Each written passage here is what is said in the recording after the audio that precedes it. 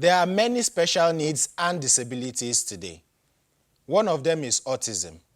Today on the show, we have Ezinwa Rodsla, who will be talking with us concerning this issue. You're welcome to the show. Thank you very much. Thank you for having me. All right, so how did you get into dealing with children with autism? Well, I've been a mainstream teacher for a bit over 16 years. And right from the beginning of my teaching career, I've always encountered children with special educational needs, one of them being children living with autism and some adults too. So I've always had 1, 2, 3 of them in my class to help them integrate into society, because the truth is that we are all social. All human beings are social. And so even when they have a difficulty in communicating, they still want to be part of society. They want to be part of the world. So over the years, and research has shown that integration is actually best, as opposed to keeping them away or hiding them. So basically, I've just always, and I think I've enjoyed working so much with them. I'm not a full-on special education needs teacher. I'm more of a mainstream teacher. But you also work with them. Yes. All right, that's interesting. But we're going to go on this short break now. When we come back, we'll be going more into the discussion. Stay with us. This is Catholic Faith Forum.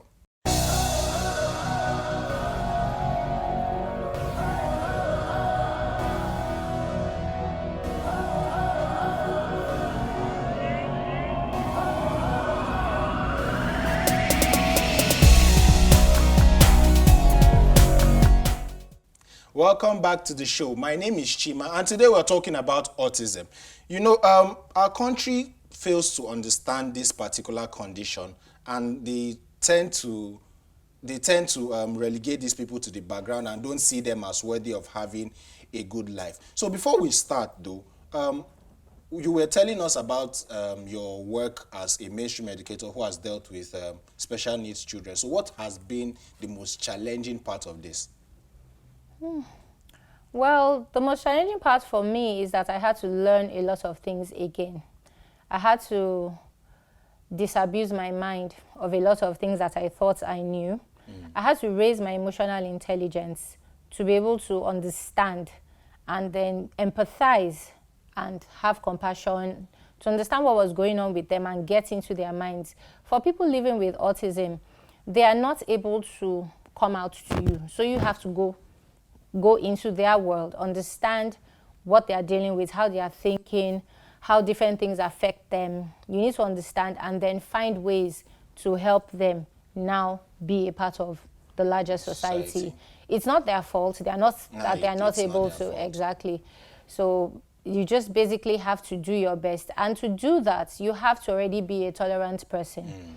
You need to understand that, okay, this person is having a bit of an issue communicating or doing whatever, or there are certain things they can't control it.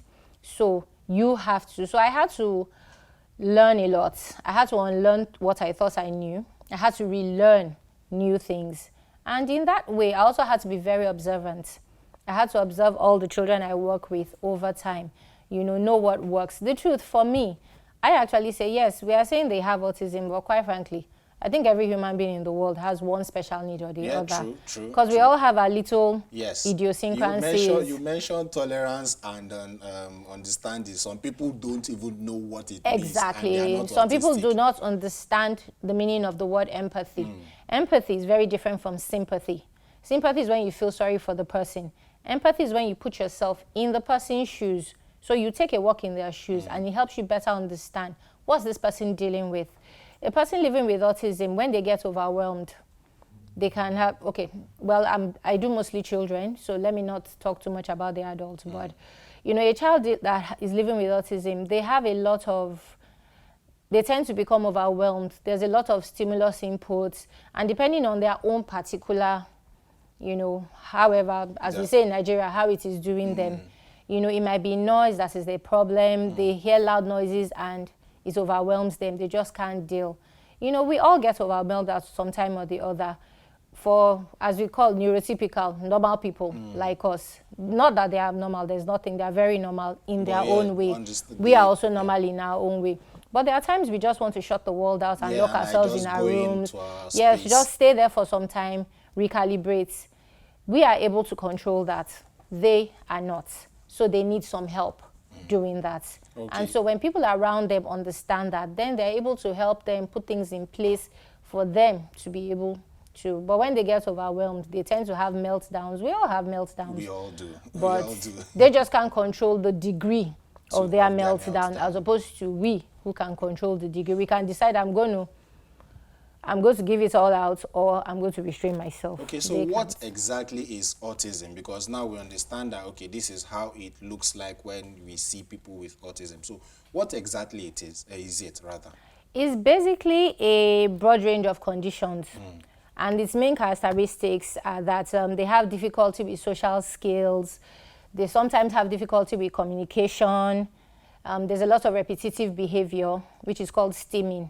They just can't control themselves. You know, a person with autism might constantly be doing this, you know, just rocking.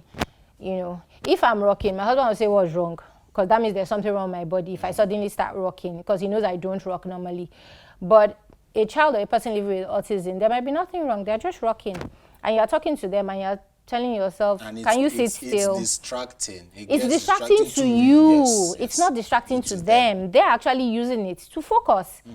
I have a child I've worked with. He will do this all the time. It took me a while to understand that he can actually hear me very well. As he's rocking, he's taking in what I'm saying. But when I force him to stop, he tunes out. Wow. So it took me a while to learn how he was. And so when he's rocking, I would just continue what I'm doing. If I'm doing something with him, or we have a group of children and we're all working together, it's fine. As long as maybe somebody's keeping an eye on him. He had a facilitator, an LSA in class, somebody that used to come in with him just to make sure that he was fine and he wasn't disturbing the other children or doing anything. And we all learned that when he does this, he's actually listening to you. He's actually trying to take in what you're trying to tell him. He's trying to understand it. And believe you me, when you will ask him later on, he will start the rocking again and he'll be on point. Wow. But once you tell him, oh, stop that, sit still, he can't. You've lost him. Yes, you've lost him. You've lost him. So you just, as I said, it's all about empathy, understanding, and observing the particular person you are dealing with. What works for Mr.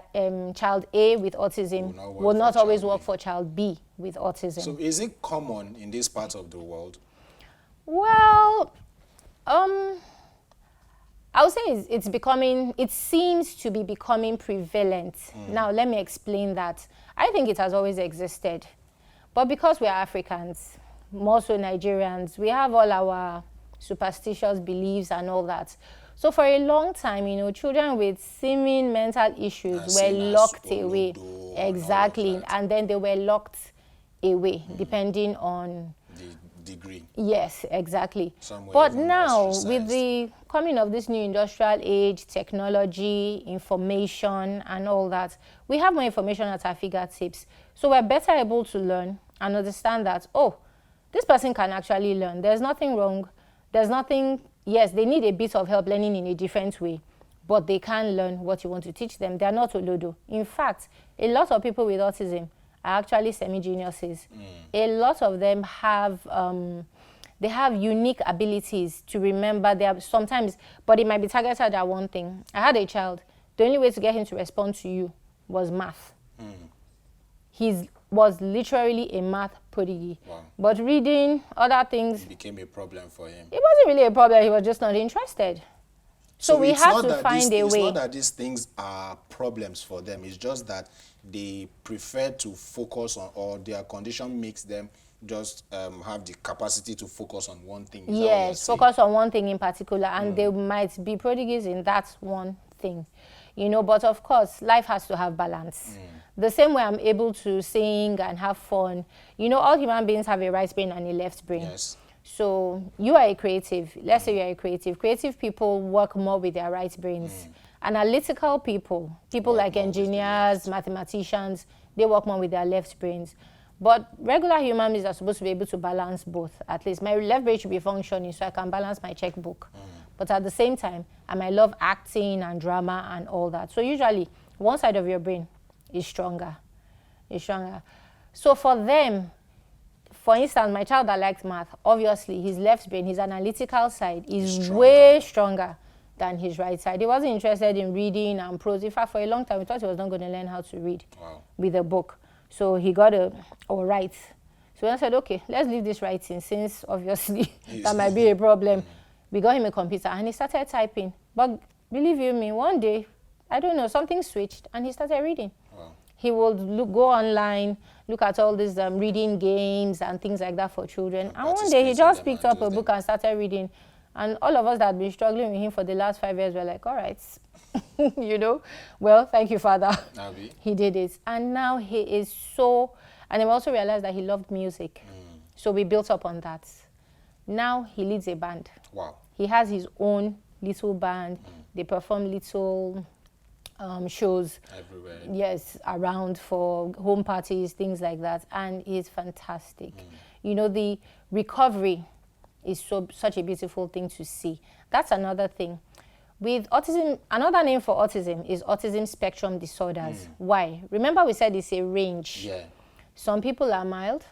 It's like it's an arc, like a semicircle. So you have some people on the mild side, and you have some people on the severe side, exactly. So some, we call them high functioning. They can be talking to you like this, you know, just communicating, but there are just certain things that they do that you'd be like, okay, you know, something is not, it's not right. It's not quite set. I don't want to use right. It's just not good. Because really, for me, they're regular people. They just communicate, function, relate to other people in a different level. And if you understand where they're coming from, you're good to go. There's no force, no so anything. Let's talk more about this autism spectrum, the high functioning, the severe cases and all of that. How can we actually diagnose this? How can we tell that, okay, this child is mildly autistic and this child is severely autistic? Well, first of all, I won't say we. It takes a medical professional to diagnose autism. Even I, as a teacher, it's not my job, it's not my specialty or my experience to diagnose, to put a label on a child and say, oh, I know this child is autistic. No, that's not my job. My job is to observe. Like symptoms or yes, exactly. That that's where I'm going to. So you have symptoms, you have red flags. You know, when a child is growing from like 18 months, in fact, from like 6 months, 12 months, they have certain developmental milestones that children achieve. By 6 months, a child should at least be able to smile at you. When you smile back, they should smile. They should be able to hold your gaze for a short time. Of course, yes, children, their attention spans are short. But, you know, you have a familiar face and they're looking at you and all that. They should be able to do that. From 12 months, they should be babbling. You know, of course, they're not making sense, but they're babbling. And sometimes they can gesture. A child that wants water, he's babbling at you and pointing at the water. Exactly. So that's a meaningful gesture. By 18 months, they should have at least one word. Mommy, daddy, water, milk, something. Even if it's a monosyllabic word, you know, or one or two. Yes, at least one or two, you know. But by the time you notice certain things, first of all, the child is not babbling, or maybe by 12 months, a child should begin to at least look when you call their names. So you call a child's name, they should at least look at you. Recognize their names, basically. Exactly. So those are a few things that children with autism are not necessarily able to do. Or they like parallel play. Maybe they have one toy and they play with that toy all the time. You try to take the toy away. It becomes a problem. Yes, it becomes a problem. They'll have a meltdown, scream, shout. It's called redirection. You try to give them something else, they don't want to accept it. You know, some others have, as I said, sensory issues. They don't want to be touched. They don't want to be cuddled. Sometimes you touch them, it's as if something is hurting them. They don't like being cuddled. Maybe once in a while before they will come to you. But if you want to initiate it, they are turning away, they are trying to break away from you, you know, or some others, you hear a very loud noise and they suddenly start screaming and covering their ears, you know, or you take them to places with crowds, they become overwhelmed, they have a meltdown. You know, all these are things that are red flags. As a parent or a teacher, your job is to observe and be like, okay, why do I get all these reactions in certain situations? And then the next thing will be to involve the medical professionals. So you have neurologists, that's a brain doctor. you have educational psychologists, people like that. And by the time you have speech therapists, because sometimes you have a child that is not babbling, obviously the speech is delayed, something is wrong. So, and it is the job of these medical professionals to now assess the child on different levels according to their own specialty, and then give you a diagnosis and say, yes, okay, this child has autism, or this child does not have autism. Some children with autism are high functioning. That one, they call it Asperger's, meaning they can talk to you like this. In fact, they can take a whole book and ingest it and give it back to you. They might not necessarily understand what they are saying. They're just giving it back to you. Yes, they're just giving it back to you. I had a child once who read a book on engineering. He was 8. And I don't remember what we were talking about. Maybe there was no water in school or something. I was talking to another teacher, and then I heard him say, have you guys checked the pump? You know, he gave it some medical, engineering name that it was the plumber that told us. All of us were like, okay, sir. You know, have you checked the pump? And then the connection, he just, by the time he finished, and the other teacher said, okay, we'll make sure we tell the plumber to check it. You know, but in my mind, I was like, where did he bring that out from? He apparently watched something on TV. He liked all those docu things, you know, high-tech engineering shows, how it's made, things like that. He didn't necessarily understand what he was saying, but he kind of linked it and said, okay, these people are talking about water, plumb. He just made the connection. I'm sure as he grows older, he will probably understand better. And then you have those that are severely challenged, who need help with everything. They need, you know, they need to be taught everything. They don't learn things instinctively the way regular developing children learn it. They have to actually be taught. But this could be a problem for, you know, the caregivers, if I can use that term. Because, parents, caregivers. Because sometimes, you know, pity is something that we feel a lot in this part of the country. Yes. We like to We're very emotional. Yes, we like to send love and light to people who are suffering from different things instead of actively taking action. So how can we overcome some of these emotions? Because as you were speaking, I was already doing a yeah. So I don't want a situation whereby maybe I have to deal with someone who is autistic and then I'm doing a yeah instead of doing the needful. Actually so yeah, so how can we actually properly care for people with autism? As I said, first of all, it's about empathy and understanding. But for you to be able to gain an understanding, you have to inform yourself. Okay. You have to be informed. You have to know, okay, they've said now this person has autism. What does that involve? How do I help this person? But as you very well know, no two people with autism have the same things. They have a distinct set of challenges and a distinct set of strengths. So child A and child B will be totally different. You know, autism also comes with some medical issues, sensory issues. Sometimes they have insomnia, they have gastrointestinal issues, you know. So you actually have to, depending on the person you meet, you have to learn about that person. What is it that sets them off? What is it they don't like? What is it that doesn't work for them? What is it that works?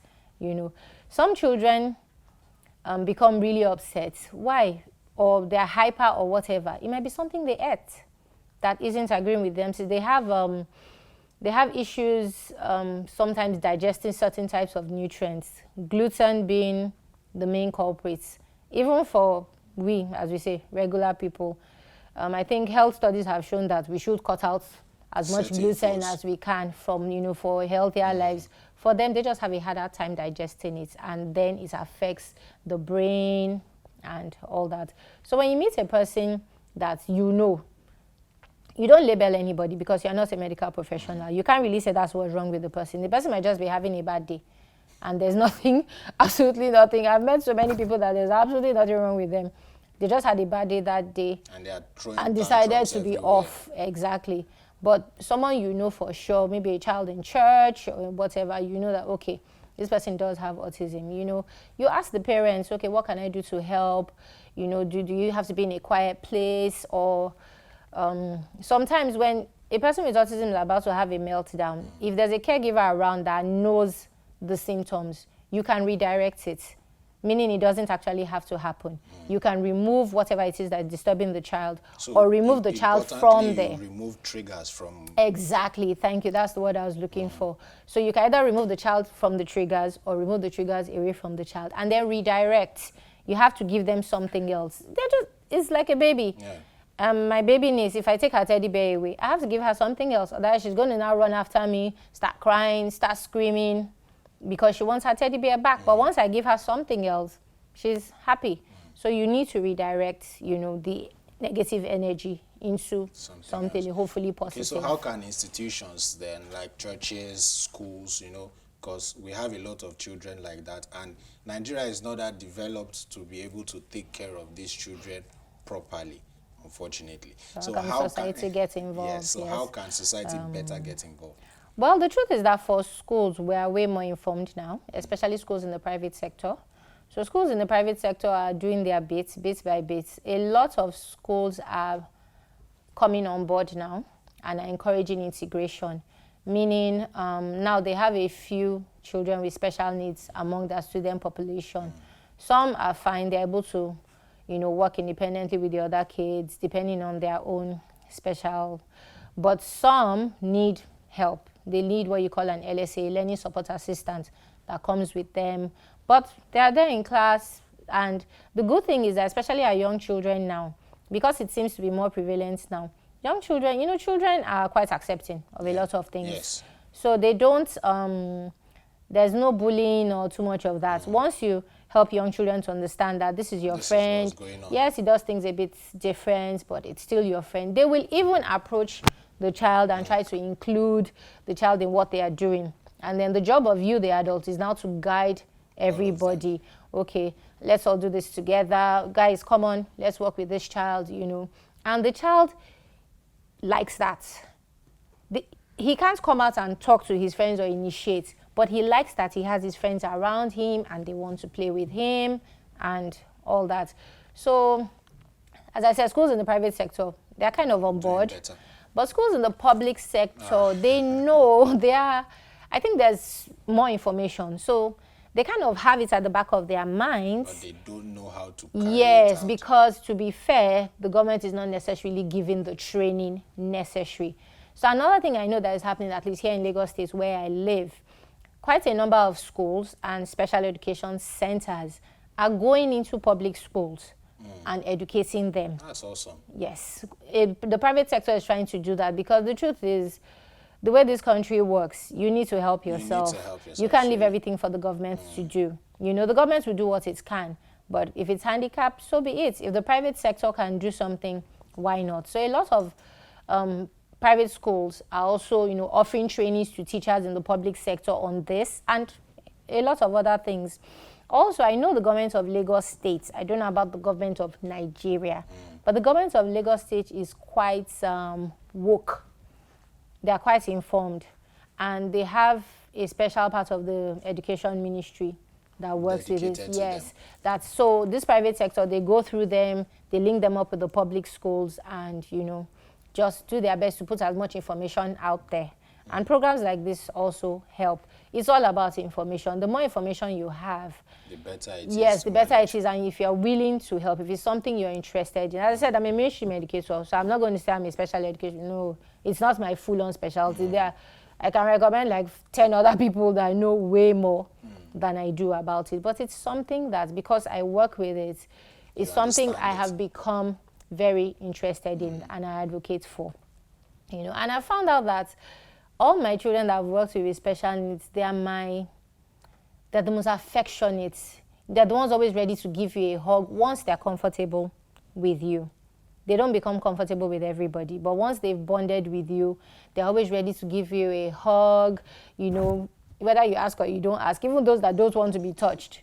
I have one in particular, he really did not like being touched. But now he's ready to hug. Once he sees me, big hugger. He's a big hugger. The people but of course, somebody he doesn't know. Yes, you have to take some time. So it's really about empathizing and bonding. Once you bond, as I said, for me, we're saying special needs, autism, it's really all human beings. I won't want to be friendly with somebody I've not bonded with. You're my friend, okay, yeah, fine. But we don't have any special bond. Yeah. It's okay. We'll deal at arm's length. And it's really the same for them. Right, So for me, they are regular people just like the rest of us. They are not disabled in any way. They just learn differently. They are differently abled. So you know it is not a disability. They can learn. They will learn. And in society, they happen to be some of the most intelligent people you will ever come across. All right. Thank you so much, Ezinwa. It's Thank you been a very pleasure much. having you on the show. We're grateful. Thank you for the education that you put on us. We will now cue to today's episode of Know Your Faith with Collins. Stay with us.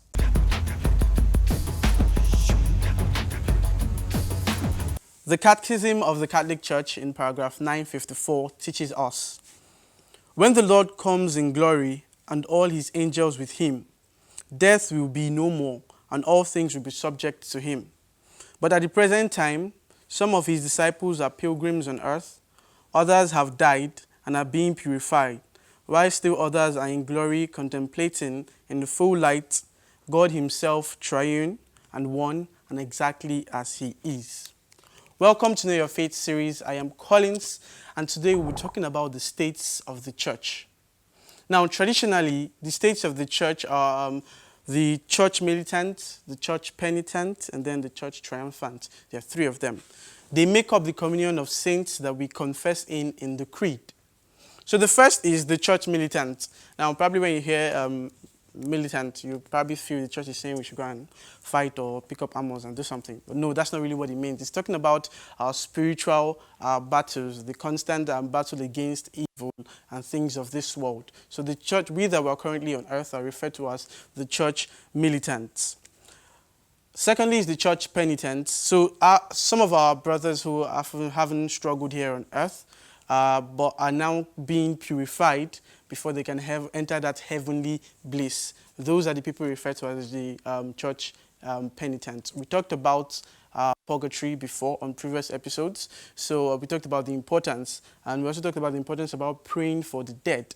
The church celebrates this state of the church on November 2, which is the All Souls Day, a day set aside to pray for all the souls that have died and those in purgatory. The third is the church triumphant.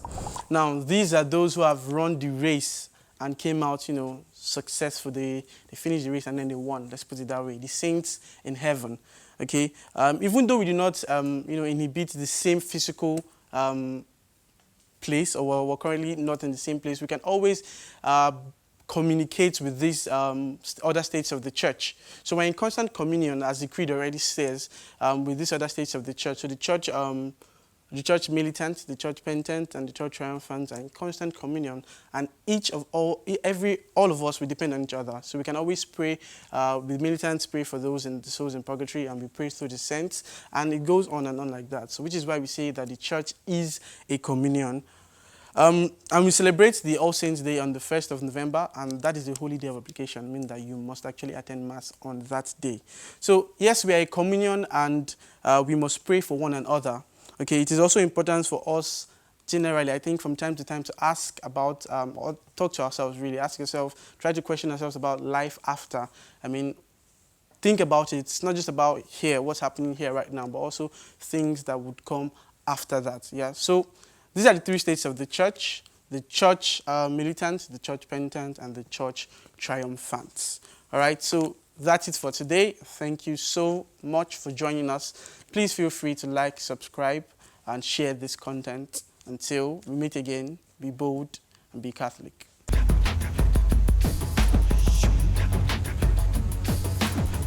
Thank you so much for staying with us. That was Collins on Know Your Faith, and I hope you've been educated on today's article of Know Your Faith. Don't forget, we all are God's gifts, and we want to be treated as such. So make sure you treat those with autism the same way you want to be treated. Thank you for staying with us. This episode will be going up on our YouTube channel at Dominican Media Presents. Make sure you also check us out on our social media platforms and contribute to this discussion. We are at CFF on TV, on Facebook, Instagram, and Twitter. Until we come your way next time with another wonderful episode of Catholic Faith Forum, keep being saints in jeans and shirts. Oh, you are different, I'm different, everybody. No noise. Silence. Oh.